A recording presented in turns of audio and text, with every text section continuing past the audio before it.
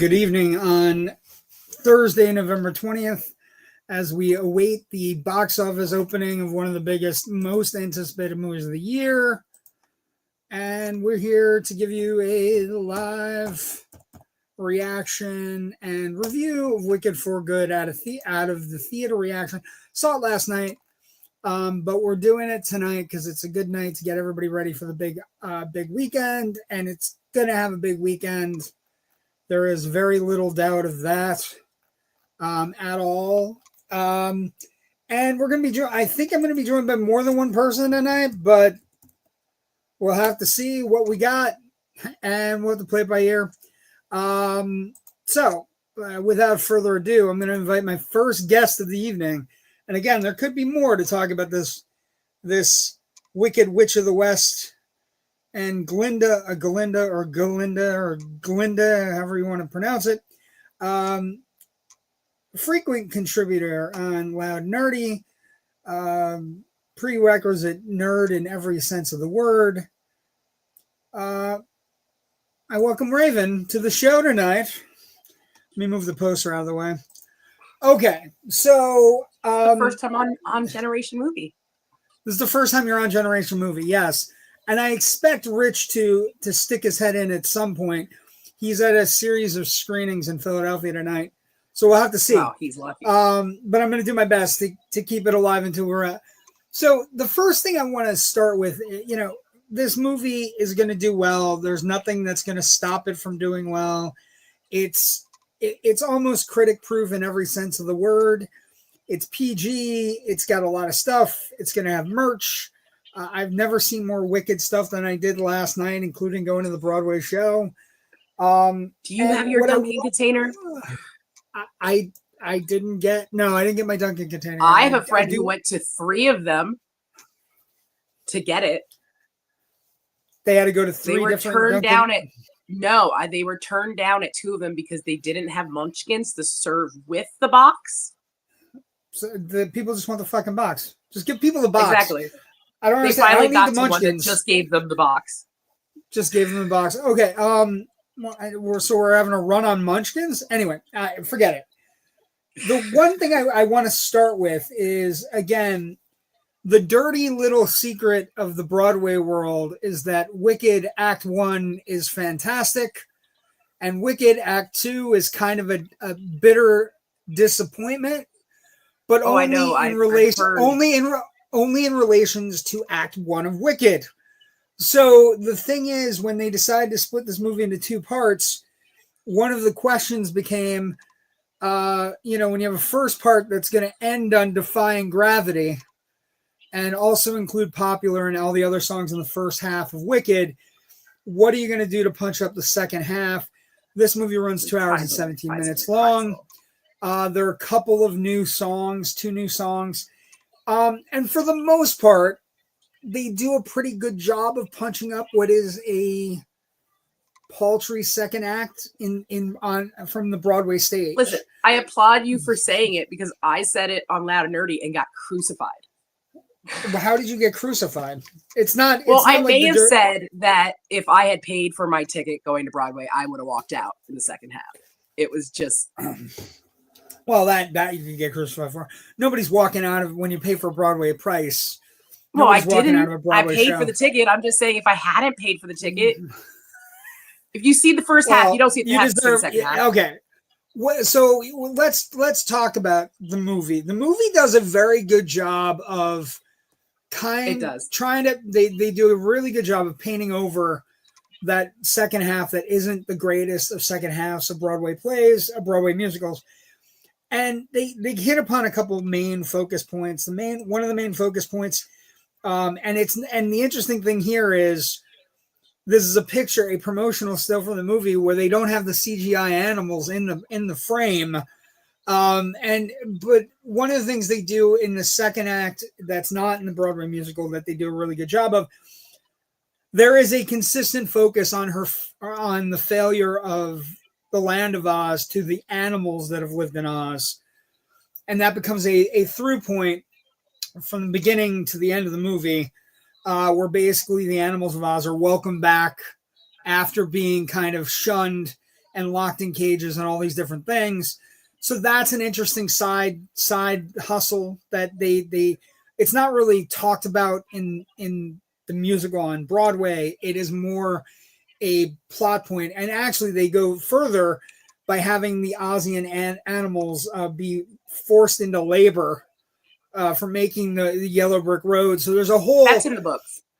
That's in the book, yes, but it's not in the Broadway musical. Not musical. in the play, no. They really do amp it up, and it was appreciated. Honestly, Cynthia's song. Well, I don't know that they had. I don't know that they had any other choice but to do that, because again, there's not a lot of sinewy material around. When they decided they were gonna, break it into two parts, it was never really like considered the greatest of ideas. I still don't know if it worked, honestly. It's going to work because both movies are going to. I mean, it'll work. They're both going to make a great amount of money, and I will say the second half is, to me, the movie's better than the musical, which only by a little, but it is better. They have there's a lot of good sequences. Again, Grande, a couple of things that are different. Like the interesting thing. And wait, here we go. We have a guest. Hold on, and then we're going to do comments. You're upside down, my friend. Before I put you on, I'm speaking directly. There you go. There he is. Hey. There's my friend, Rich Dries. This is Raven, who makes occasional appearances on Loud Nerd. Hey, Raven. I recognize the name from when you pop and drop some comments on during a Generation movie. We appreciate it. Monday's a little hard for me, so when I can get on, she's a big friend of the network, and she made occasional appearances on Loud Nerdy, and now she's making her first appearance in Generation Movie. Rich, what we started with before you got on, and we're going to get some comments, and then I'll let you ruminate on this. The dirty little secret of Wicked the musical is that the second act kind of sucks. In Broadway form, and when I say sucks, it sucks in relation. It's just not as strong. It's just not as strong, right? I agree. It doesn't have popular. It doesn't have defying gravity. It doesn't. It has things, extenuations of the Ozian legend, but it doesn't necessarily hit on all cylinders. Let's get some comments. It's very front loaded. Yeah. Yes. Let's get some comments. Good evening, Joe Ridgely. Oh, what happened to you? Good evening, Ken McKernan. Good evening, friends. Did they ban people singing in the theater with this one? No. I will say to you, no, that's not there. I'm looking like I'm right side up. You're not. I'm not? No. That's fucked. That is. Go the other way. He's right side up. Mexicon, haha. Hi. How are you? We appreciate you coming in. 6, 7. Anyway, there you go. I've done it for you. They just played the show 100 times during Thursday Night Football. Yeah, it's okay. So that's the dirty little secret of the Broadway musical. What I was saying, I think one of the things they've done pretty well in the movie version is they've kind of they've built it up, right? Mm-hmm. So they have the secondary, the Animals of Oz get a much better fate than they did in the musical version. Also they kind of make her into an action star. She's flying around Oz, hitting guards. There's a lot of time where she's smacking people left and right. The movie, however, the shocking thing is Erivo owns the role, but the second movie is really Glinda's kind of moment to shine. Yeah, it's Ariana Grande is very good in the second half, and her character has the most change. I relay it a little bit. Remember when you were watching?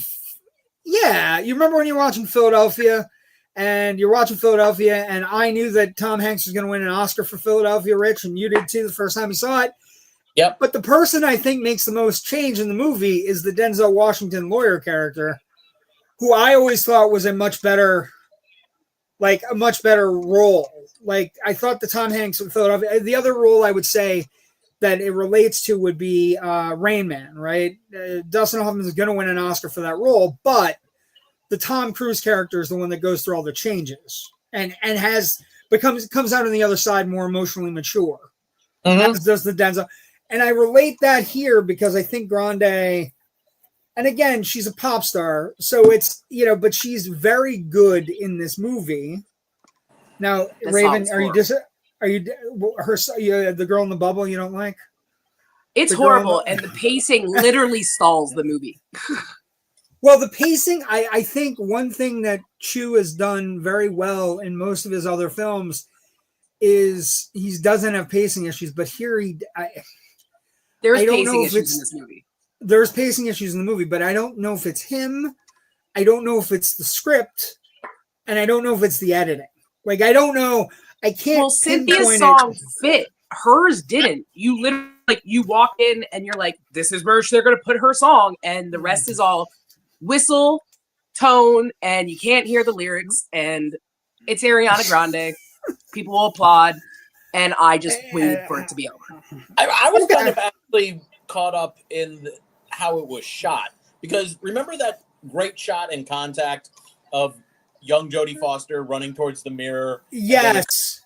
That's what the entire song was, just that shot over and over and over again. Did you not think she should have popped the bubble? The song literally, the girl's gonna pop the bubble, and she just sits there staring at her reflection, and most of the time it's just her. Well, I didn't understand the reflection. It was like the opposite of the Citizen Kane reflection, Rich. You know what I mean? Like, it was one of those things where I was like, Rich, and it's, I was watching it going, I don't think Chu knows what he's doing here. And like, and the other, go ahead.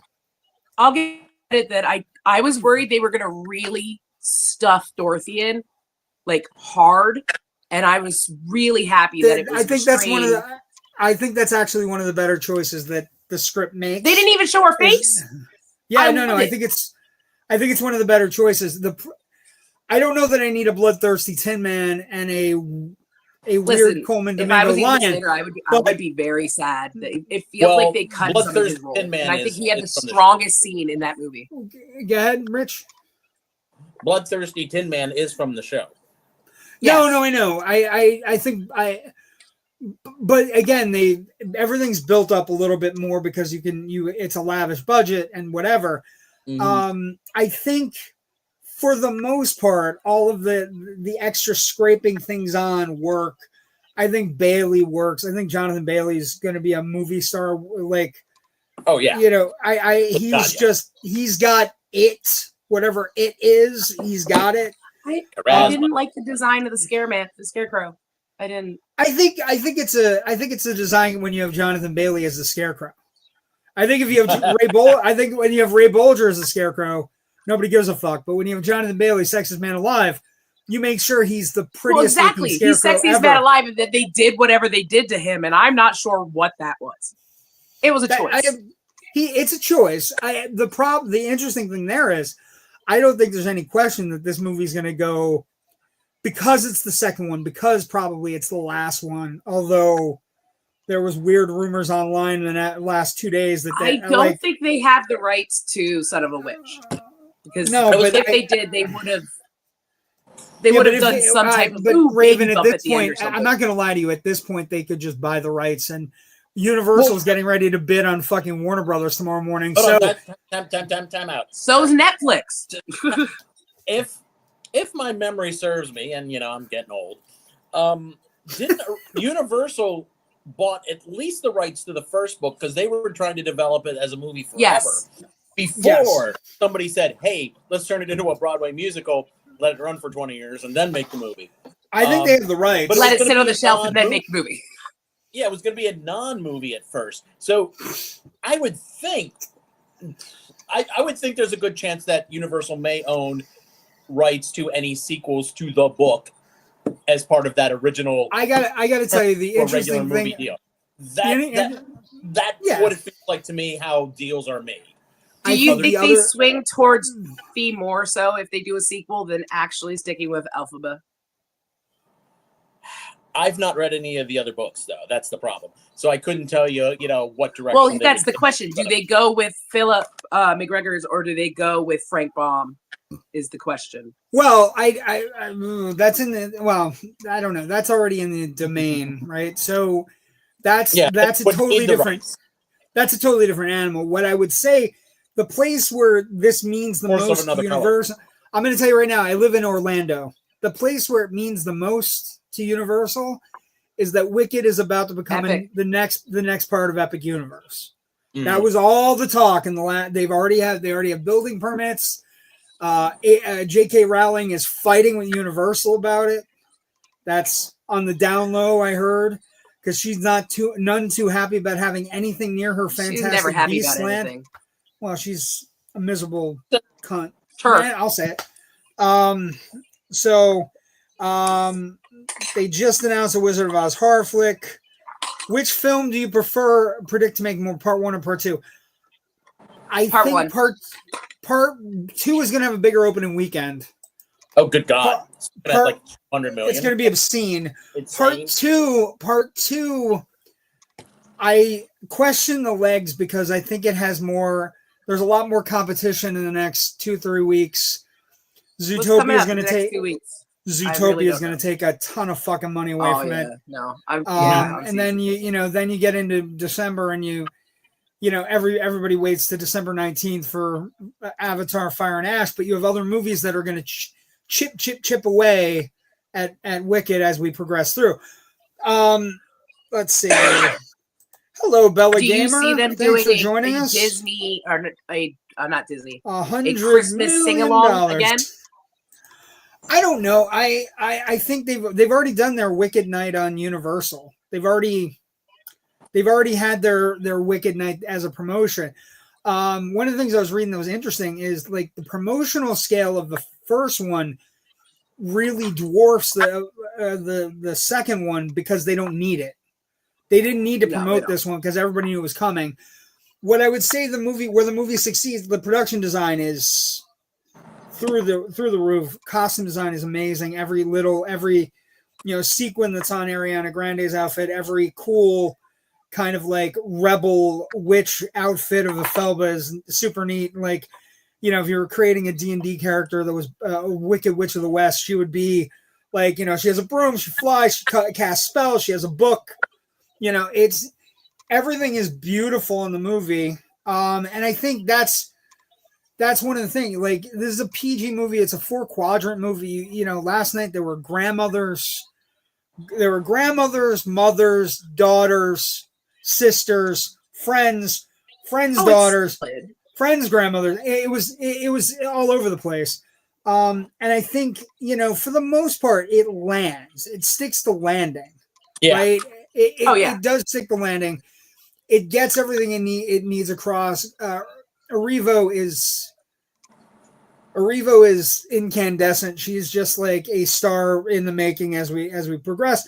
And I think Grande gets, for all of the kind of gruff put on her for being one-dimensional, I think she does a pretty good job in the second act. I don't think the movie would have got made without her. We needed her name power. I may not be a fan of hers, but we were in production hell for years. I think the interesting casting was once Erivo was cast, everybody wanted in.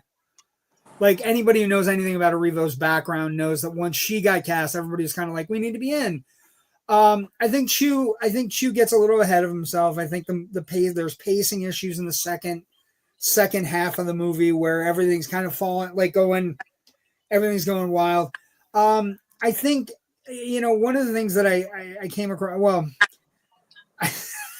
I was having reactions about certain things. Like, I loved Goldblum in the first one, but I don't know that he has too much to do here. He's much better in small doses. If he's not in a Jurassic Park movie. I like the song.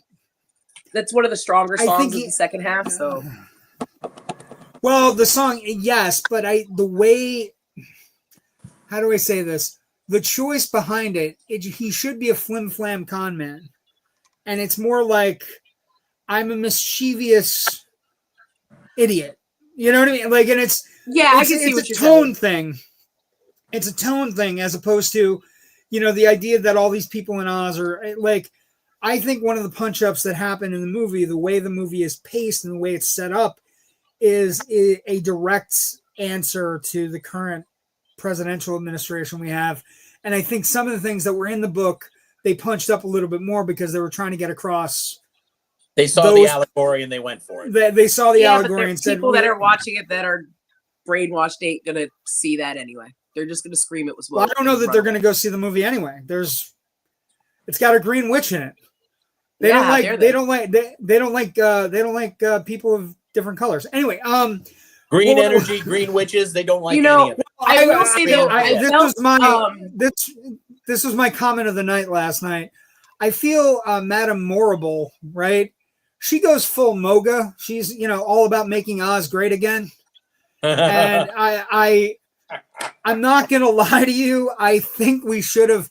I really wanted the monkeys to just drop the bitch. So I was like, and I know it's a PG movie, we can't do it, but just having the monkeys drop her and go, hey, no, the Disney rule. If you don't see them die, you just see a shadow. It's fine. Yeah, but they could have done Disney rules, but I understand what you're saying. But again, I think they went with the allegory. They went for it. They punched it up. Everything's kind of punched up, but the set design is amazing. Everything's kind of cool. The new songs are okay. I think you're right, Raven. Afelba's is better than in the Bubble. Like I would have rather they gave more like a better song to Bach or another song to Bach or another song with Nessa. I also feel like Bach was drastically cut from this movie. Like he is one of the best scenes, and you hardly see him. Bach was getting a lot of grief in my screening. Well, I also thought that there was an issue. They got rid of that one scene from the first movie. Right. Bach was getting grief for being an unrealistic little person. Like, I had one lady sitting next to me going, I don't know why you think you're running to Oz to tell Glinda that you love her and stuff. She's not going to love you, honey. And that was a direct quote. And I thought that was funny. I stand behind my belief that Wicked does not tell a very good story or have a very good moral to it, honestly. So yes, you're right. Well, I in that case, the Wicked musical doesn't, but I would say because I don't think the movie does either. They didn't do anything to fix that. The movie ends on a much higher moral ground than the musical does. Does it, or is it just smoke and mirrors? Because it's not smoke and mirrors. I'm not trying to give reviews here or thingies here, but it's not. Is Glenda really good at the end of that movie? Honestly, I think she is. She's changed. I think she is. I think part of beefing up. I think she's happy her friend's dead and now she can. Listen. Part of beefing up the animal stuff. Part of beefing up her specific plot points where she changes. Like the first time she goes to the wizard, and the wizard's like, talks him into whatever's happening with the pink and purple lights. The pink and green lights. And then the second time she goes to the wizard and has the forceful whatever. There is a change in her in the sense that beefing up the animal rights aspect of the Ozian world gives her a moral high ground that is not present in the play because the musical ends ambiguously with Afelba and Fiyero escaping. But it doesn't end with Galinda saying, not only am I going to take this and get all the magic and be good, I'm going to get rid of Miss Morrible. I'm going to put her in a cage because we have plenty of cages available. Gives her that sequence, which is it's not part of the original musical. Then the animals all being incorporated back into Oz is a sign of big change. But she still lets her friend be the wicked witch, though. But that's because her friend demands it of her. It's not Galinda's choice. I've never enjoyed the end of Wicked. I just find it to be a really. I understand, but I'm just saying, by beefing, to tell kids. But what I would say is the beefing up for the movie version at least gives Galinda a moral place. She is at a higher ground. She does tell the Munchkins, yes, she was my friend. Yes, we've changed everything, and also, oh, by the way. All of the animals of Oz are going to be reincorporated. They're getting their jobs back. They're going to talk again. It's a totally different place from the end of the musical. Animals getting their jobs back. Did you see Peter Dinklage's name on the credits? Because I didn't, and they did show him talk, or did they just use a capture from the probably first use the movie? I didn't see him in the credits because I didn't see him on the credits at all. So. It's Peter Dinklage is Peter Dinklage is pretty tired. He probably just sent Cho a voice text. He was like, "Here it is." Ariana needs to eat a cookie or 1,000 and a few burgers. Yeah, she's a wisp of a girl. Like I I don't ain't judge. gonna make fun of anybody's size. Yeah, we don't do that here. I think for the most part, if you like the first one, you're gonna like the second one. I will say it doesn't have any of the signature songs of the first one, which again is the There's a dirty lot little of secret of the reprisals. actual musical. There are reprisals, but that one of the things I would have took the reason, reprisal of How I Feel or the good feeling feeling good more than that new song by her. I think if they had done that in a softer tone, I think For Good is where the movie earns its money and where people are going to be crying, and there was sobbing in the theater I was at. So I'm all for it. I think it works for the most part. I think they stick the landing. Also, in beefing they it were up, going to stick the landing either way and make money. well, they were going to make money. I don't know if they were going to stick the landing enough to be in the Oscar hunt, and this movie now is definitely in the Oscar hunt. Would you agree, Rich? Oh God, yeah. The first thing I said, I saw it with my podcast partner Natasha, and first thing I said to her as we were walking out, I was, so another 10 noms or what? And I'm going to I say don't know 9. if it gets 10 knobs, but it definitely gets some. Well, the problem with the 10 noms, Rich, is we were looking at there are going to be 3 or 4 movies with at least 10 noms. This could be one of those years where we've unlike anything we've ever seen, with 3 or 4 or 5 movies that are all kind of bunched together in all these categories, which is again not a place. Let me ask you this. Actually, I'm sorry. Go ahead, Raven. My biggest thing that came from this is a friend of mine's kid. They went to see the opening, came home, and his child was very upset that they made the lion a villain. I had to explain to her that they're not a villain, they're a victim, and why. But it also gave me the moment of realizing that's Coleman Domingo, and I did not know that at all. His name's Burr. Burr the Cowardly Lion. Anyway, I don't know if they do a good job with him personally. I have a kid. Again, I think that sequence with the fire, and let's go. We both have problems against her. Fuck her. Is a weird moment. Yeah. Well, go ahead. What were you going to say, Rich? I was going to say. Last year we saw Erivo nominated for Best Actress and Ariana Grande in Supporting. Are we going to see that flip this year, or are they going to stay the same? I think they stay the same. Okay. I think they stronger performance. I think they stay the same. A stronger performance doesn't matter. I think Erivo's in the movie more is where they're going to go with that. And that unless they push both for Best Actress, and that would be a mistake. No. I think that would be bad. No, that'd be bad. It'd be a mistake. Already I can tell you, because I just literally walked out of the movie an hour and 15 minutes ago. Amanda Seyfried most definitely has a nomination for Best Actress for Testament of Anne Lee, which was it was just a fantastic performance. The movie's not coming out until the middle of December or so, but definitely put that on your radar if you're an Oscar person. You have, okay. Well, I would say, I think the interesting thing is I think Grande has a shot if she's supporting actress. Mm-hmm. I don't think you can take Grande seriously best actress, because I just think there's too many. On who she goes against.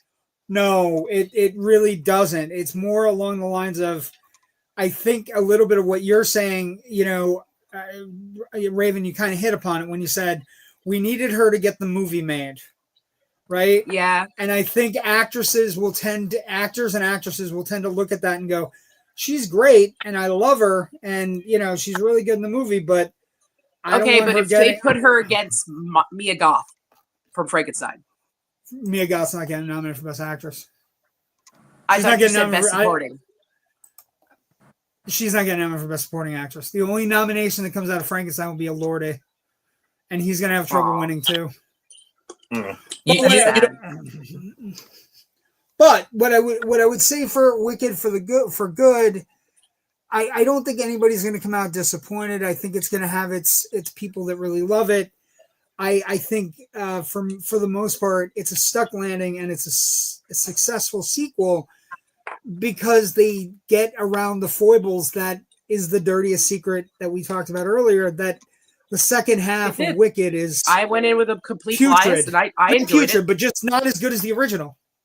Yeah, just not as good as the first act of Wicked, which has both popular and like that's the problem. We're every running good up song against in the whole play or musical. Well, no. It's not just every good song in the whole play, Raven. Popular and Defying Gravity, they so clearly illustrate the characters, both characters, so well. Absolutely. And they, the epitome of both characters are those two songs. And when you don't have those to fall back on, you have to, the songs they've beefed up. I don't even know, I think maybe Erivo's song gets nominated for best original song, but I'm not sure. I wouldn't put money on it. One of them is going to get nominated. I just don't know which one would be my, you know what I mean? Like, I think one of them is going to get nominated for something, but I also don't think either one is a lock to win. And to be honest, if I'm being honest here, I think it's the other witches that are going to win best song. I think it's going to be a K-pop Demon Hunter song. I think it's going to be Golden, or what I mean. That came out of nowhere. Everybody loves it. Yeah. So it's got the underdog story going for it. It's got an underdog story going for it. It's got the idiot. It's got the idiot complex of like Netflix not realizing how fucking movies work, and it's not realizing people want to see movies in giant gaggles. Watch the cave paintings on the cave screen. Do you think it'll get better with them opening their Netflix? I know you're from the area too, and I know Philly's opening one of those Netflix. No, it doesn't. Of some sort. It's not going to get better. And actually, I had spoken up about the. I was just reading about it, and it's again, there was a huge article this weekend that came out from the trades, where basically one of the people that's exhibitor is making major complaints about the idea that we're going to only release Narnia on IMAX, like. That it's essentially the movie's going to only be released to 2% of the screens in the world. Mm-hmm. And there's a big talk about like her Greta Gerwig's, what I thought was a really cool contract is actually not cool, nor will it help theaters that much because it will not play on any screen that is not IMAX. What's hilarious about that is if you think about it, is that legit? That's not like a rumor, right? No, that's trades reporting. It came out in the last 2 days. Thank you for completely just busting my bubble for seeing Narnia, JW. Sorry. What's funny about that? You can see Narnia on the biggest screens possible, or on a crappy tiny screen in your home. There's no in between on that. There's no in between, and it's so Netflix. Yeah, Netflix still sucks. They're still morons. Did either of you find the movie to be dark by any chance? Wicked for good? Yes. Not like dark in tone. I meant like dark in like color wise. Like there are points where it was very hard. Like the theater needs to see the put in a new bulb in their projector. Possibly. It's a little bit. I think it's overshot. I don't want to. I think it's going to get nominated for all the technicals. So I don't want to say anything super bad. Costume design, production design, probably costume and productions. I think it's 9. I think it's 9 or 10. I think, but we're going to have 3 or 4 movies that are 9 or 10. One Battle After Another, Sinners, maybe Hamnet. Are you a little bit worried with Sinners coming out so early in the year? What was that? Are you a little worried about Sinners coming out so early in the year that we're losing steam on people? Sinners ain't going to win. Sinners ain't going to win. It's my favorite movie of the year, but it's not going to win. But just the idea that we're getting a vampire movie set in the Deep South and it's going to get nominated for Best Picture, that's a win for me. So I'm good. You know, if I had to put money in today, one battle after another, but I have to see Hamnet because that movie looks spectacular. Like, It is. you saw it? You're Yeah. not allowed to talk about it. I saw it at a festival, so I think I can. I haven't written my full review yet. It's amazing. But is it a actor movie? Is it like Oh God, is it yeah. Hamnet? Is it Hamnet is going to win Jessie Buckley an Oscar, and we're all going to be super happy about Jessie Buckley getting her Oscar, and then she's up against, like I said, like I just said a minute or two ago, Amanda Seyfried's performance here. There's a couple good strong supporting performances in Marty Supreme, both male and female, in addition to Timothée Chalamet most likely getting a acting nod as well for lead. I think it might. I think actor. I think is starting to sway over. I think it's going to be. I think it could be our boy Ethan Hawke's year. Is what I'm. Ethan Hawke, maybe. I don't know. We could talk about Oscars all night. Wicked. Let's end Wicked, the Wicked review, and let anybody who wants to. You saw what other movies did you see this week before we go? I mean, you and I have to talk about something. So. Yeah, I know. I have to talk to you about something too. Marty Supreme and Testament of Ann Lee were the two that I had last night and tonight. God, man, we are eating good for Oscar season this year. Yeah, I've seen like all the major contenders now, with the exception of Jim Cameron's little thing. And I don't know if I'm going to see that before our voting deadline or not. The 3-hour, 19-minute little thing. You're adorable, Rich. 3 hours, 19 minutes. I saw the film. His tiny $300 million production budget film. You just let me know how Ferngully 2 goes. Right, we're up to Ferngully 3 now. 3. Raven, I don't know. I haven't even seen the first one. Oh, it's worth it. It's worth seeing. Raven, thank you for joining us tonight. You have a great day. Thank you. It was nice meeting you, Rich. Nice meeting you too, finally. Stick around the green room. Okay, so a couple things. I'm sorry, I'm like eating because I haven't eaten since like 3 o'clock this afternoon. Not worried about that. So Wicked for Good, well done, worth your time. Again, if you like the first one, it's going to stick the landing. What I wanted to talk to you before we go, Rich, and before we talk online and talk what we need to talk about, we lost a friend the last 2 days, and I just wanted to take the end of the show to compliment Greg Corrin on being a really great person. Yeah, I found this out like this afternoon. Me too. As I was like trying to finish up work so I could get out to this screening. I don't mean to hit you with it. I wanted to get I want to get a video reaction to you and I because we both knew him for different reasons. Like I knew him because I would go on a radio show with him to talk about movies and promote the theater I was at and all those different things. And he was always kind and generous to me. And then I also knew of him because of like various short films that we spearheaded at the Endless Mountains Theater. He was usually involved in them.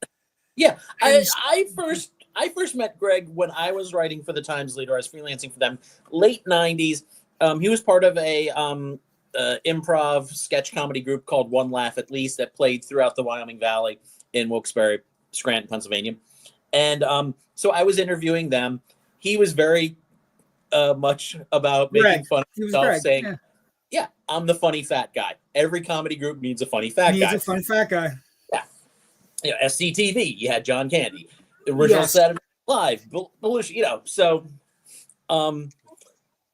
and just because he did so much local theater and I was friends with people in local theater, our paths constantly crossed. He actually was one of 2 people who was able to actually get me up onto a stage to do some stuff.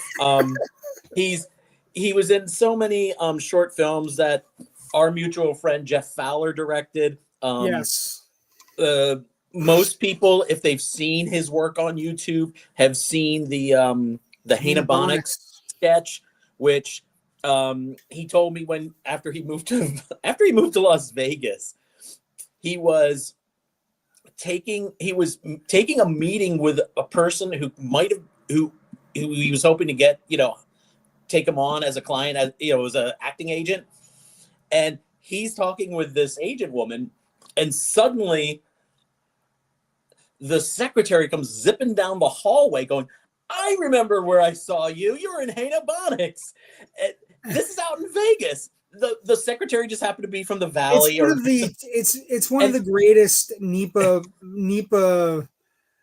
celebration. Yes, a celebration of art and talk and NEPA. All in like Greg wrote that with Chris O'Donnell, who is also a very, very funny guy, former road comic, now a lawyer, and I believe a judge. Greg, I've had so many times of just hanging out with Greg at various acting things, just various whatevers. Well, my things with Greg were always like, he was always very kind. He got a lot of radio gigs in the Scranton area, and when I was a young whippersnapper, where I was trying to make a locally owned and operated movie theater work, I had to go out and pound the pavement and hit as many radio shows and radio things, talk to as many people about movies and why things were important and why going to a locally owned and operated theater was important, and all these. That was one of my things that I had to do. And Greg was one of the people that would, when I called him and said, can I come on your morning show? With, he had a partner who was a fantastic young actress in the area, and he would invite me on his show, and we would talk about movies or talk about whatever the pop culture was of the day. I would help him record comedy bits for his show on the one country station. Yes. Power Tool Pete and Mrs. Fix-It. Mr. Fix-It used to be here, but then he ran off to the Caribbean. So now it's Mrs. Fix-It. How are ya?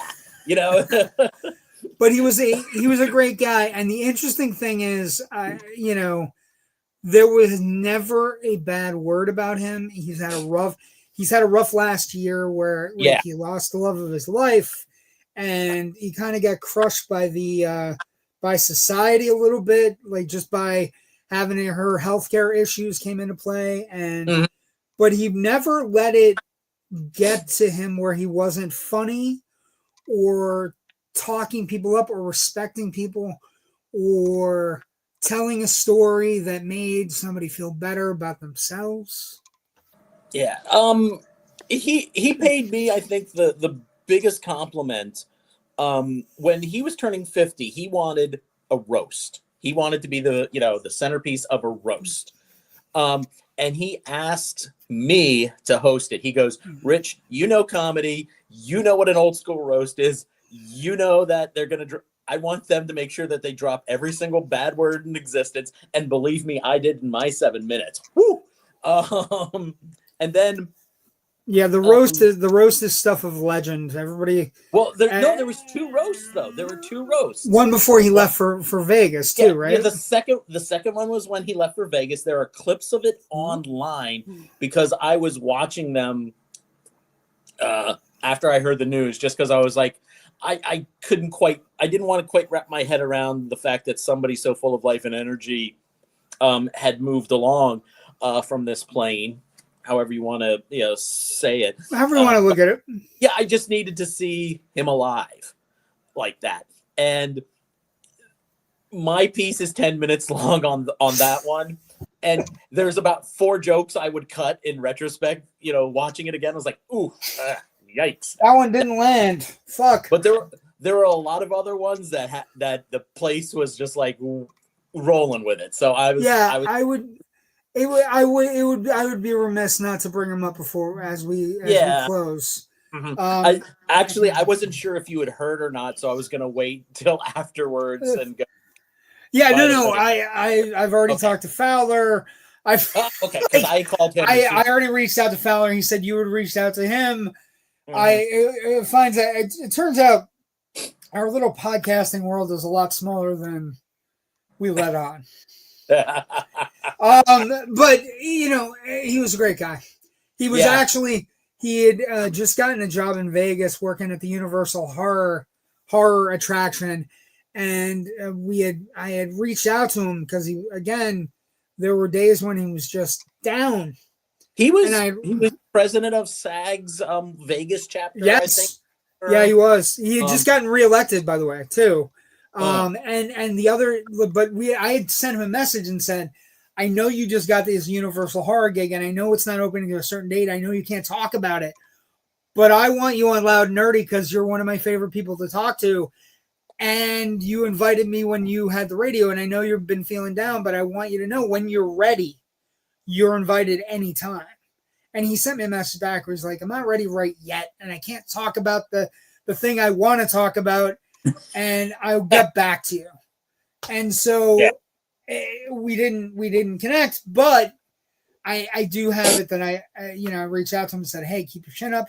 You got a lot going on, and I know it's been rough.